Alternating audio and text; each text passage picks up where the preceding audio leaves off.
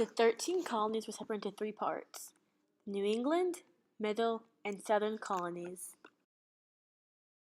The New England colonies had long winters, thin and rocky soil, and occupations were grinding grain, sawing lumber, and blacksmith. The industries were shipbuilding and fishing. The Middle colonies had a mild climate and fertile soil. The occupations were planting large farms and growing cash crops. The industries were carpentry, flour making, lumber mills, and mines. The southern colonies had rich soil and a warm climate. The occupations were large harvests of cash crops, but mainly farming. There was very little industry in the southern colonies, but the London merchants managed trade. Slavery was very popular among the 13 colonies, but not all colonists believed in slavery. In fact, many patrons refused to hold enslaved people. At midnight on December 16, 1773, colonists dressed as Native Americans boarded the ships and threw 342 chests of tea overboard. It was a political protest by the Sons of Liberty in Boston. It was called the Boston Tea Party. The Boston Massacre took place on the evening of March 5, 1770, in Boston, Massachusetts.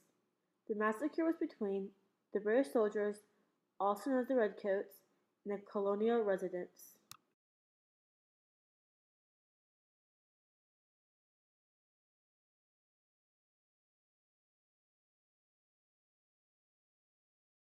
The American Revolution was a way for the Americans to say that they needed to break away from Britain's rule.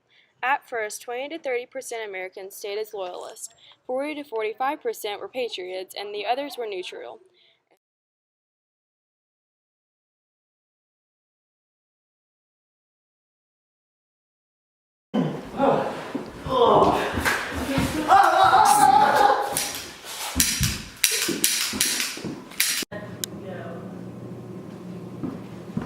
Oh, jeez.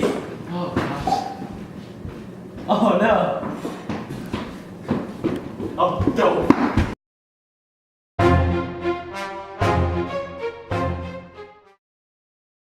In 1776, the Second Continental Congress decided to draw up a central plan for a government.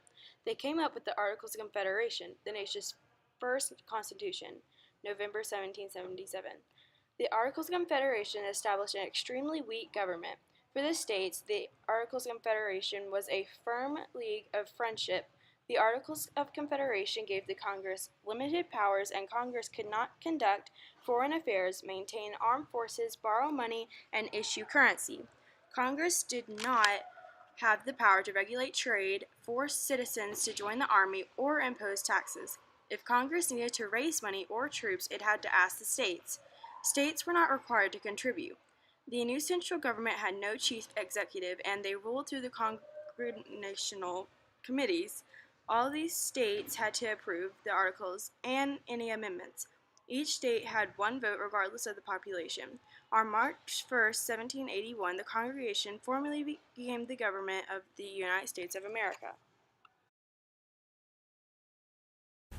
The Declaration of Independence guaranteed Americans' rights and liberties. The Founding Fathers wrote this document to break free from British rule and become the United States of America. Within the Declaration of Independence, there are 4 parts: Preamble, Declaration of Natural Rights, List of Grievances, and the Resolution of Independence.